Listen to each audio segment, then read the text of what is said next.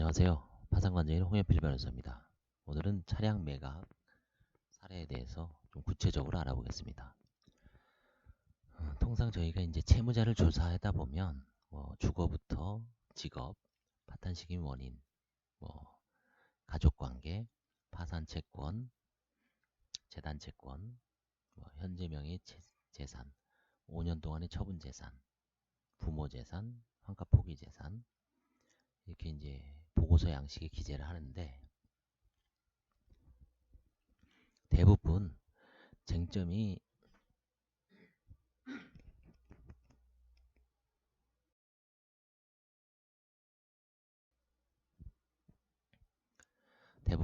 하나죠.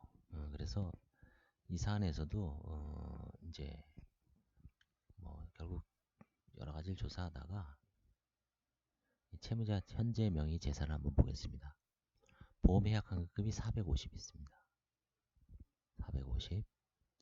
그 다음에 임차보증금이 1000만원. 차량이 좀 비싸죠. 1200에서 1300. 그래서 이제 이런 경우에는 이론적으로 이거 450에서 150 빼고 300. 이거는 전액 다 한가할 수 있죠. 근데 이런 건 넘어가고 이 차량에 대해서 한 좀 고가의 차죠. 상대적으로.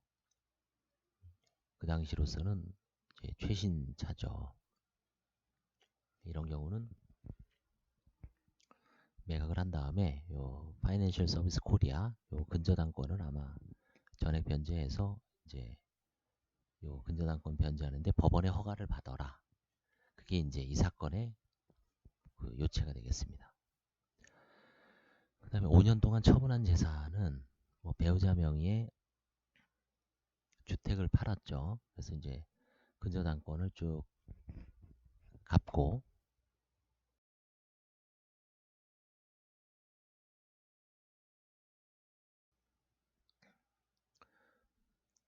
이런 경우에는 이제 사행위가 있는지 없는지를 파악하기 위해서 과거 재산을 이제 조사하는 겁니다.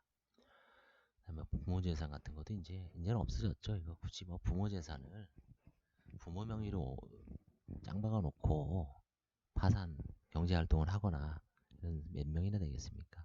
아들 명의도 마찬가지고 일단 2020년 1월부터는 부모, 배우자 재산도 기재하지 않죠. 예.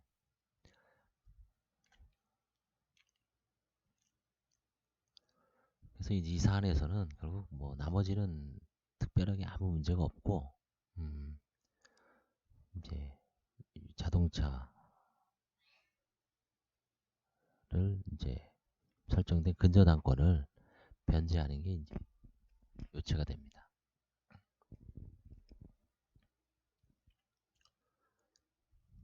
결국 이제 보험회사에서도 이의 제기를 했죠. 이런 건 이의를 취급을 안 합니다. 뭐냐면 생명보험회사 아까 그 보험예약 환급금이 있죠.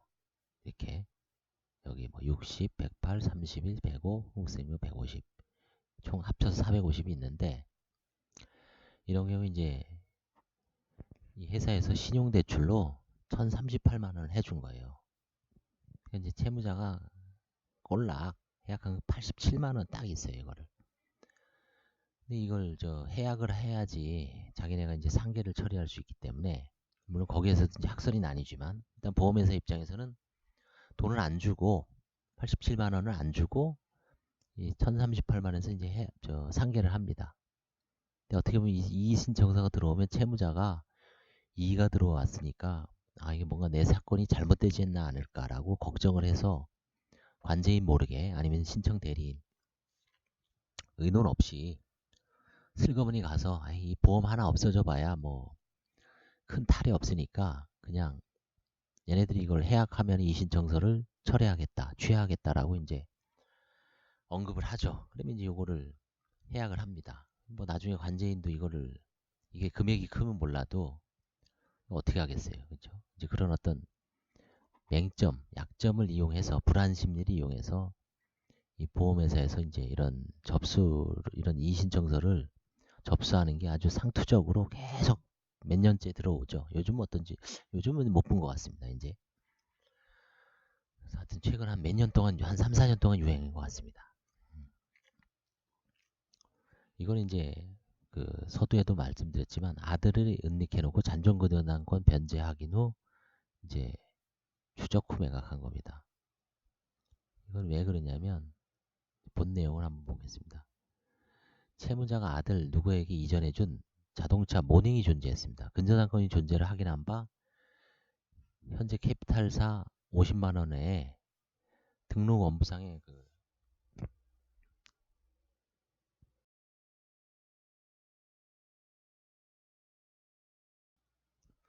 이 710만원은 변제한 것으로 보였어요. 아들이 신림동에서 보관 중이므로 채무자는 관제인에게 반환할 의사를 피력했어. 그래서 관제인 사무실에서 차량을 점유를 준비했습니다. 보험 해약환급 238만원이 있고, 뭐 결국은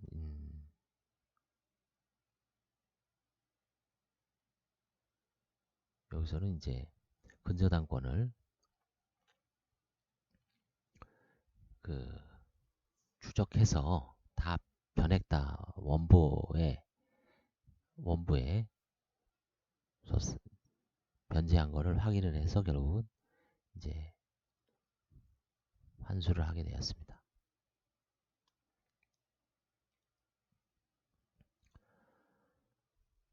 결국 이 사건에서는 아들과 연락이 없다 그랬는데 뭐 모닝을 증여를 한 걸 봐서 충분히 교감이 있었고 사행위로 봐서 소액이라도 일단 환가를 해서 배당을 하고 종결을 했습니다.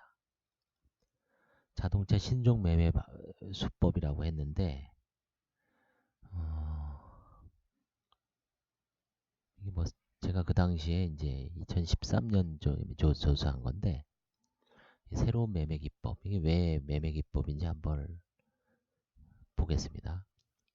이 당시에 이 친구는 젊은 친구였죠. 87년생이니까 2013년이면 26, 만 26세였습니다. 고등학교 중퇴하고 군복무한 다음에 뭐 무직으로 있었어요.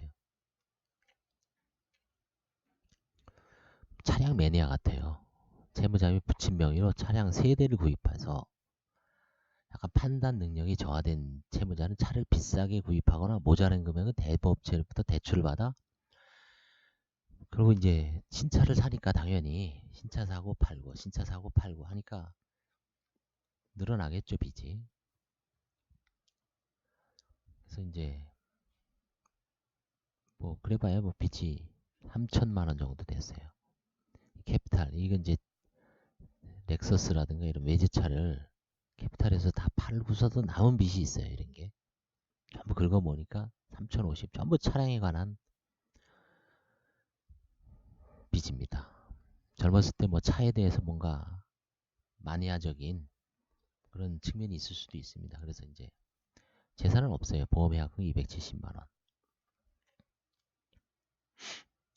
부모의 재산은 좀 있습니다.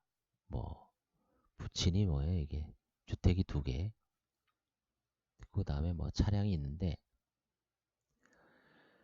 이건 이제 보면은 아버지 누구의 인감도장과 인감신분증을 이용하여 SM7 뉴아트를 한 대 구입하여 매각.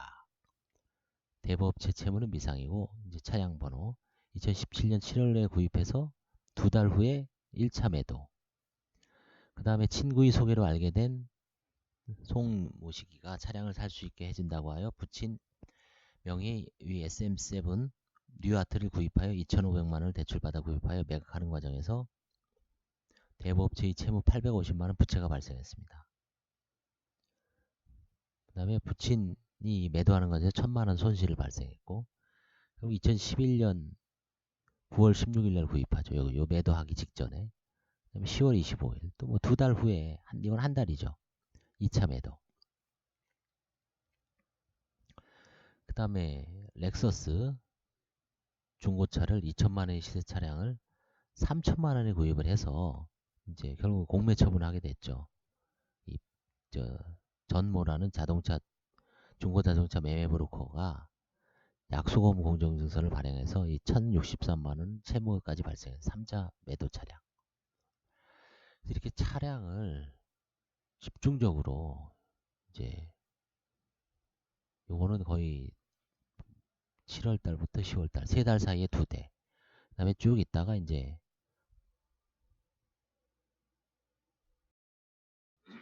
몇 개월 후에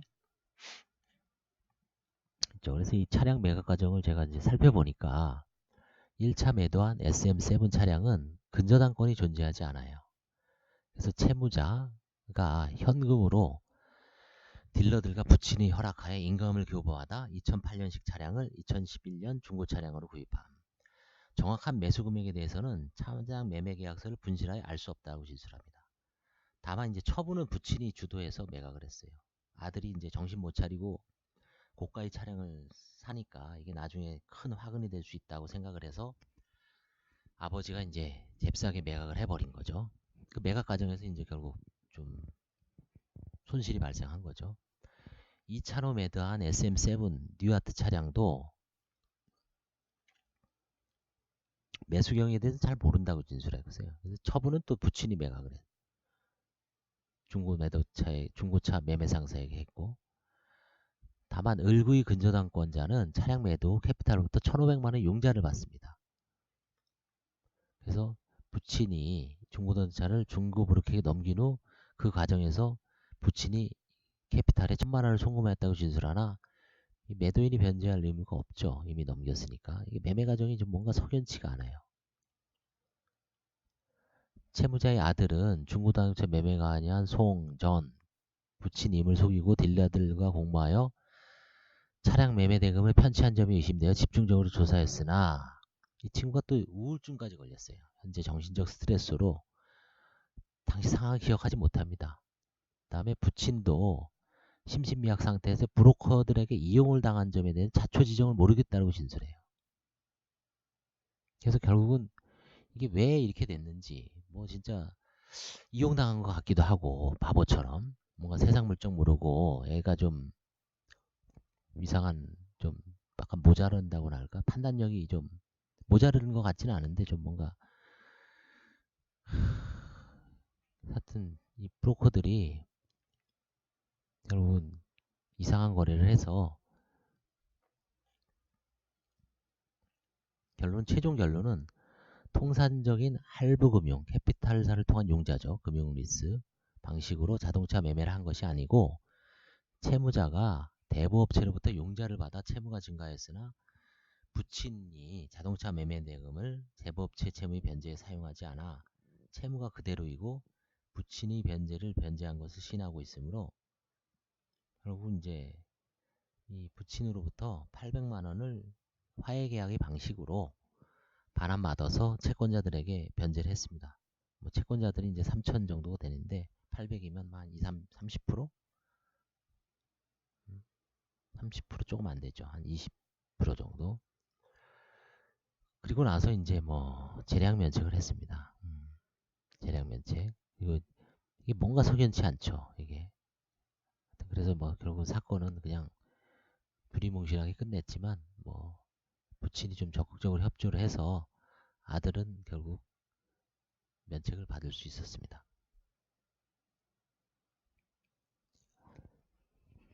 네, 감사합니다. 다음 시간에 찾아뵙겠습니다.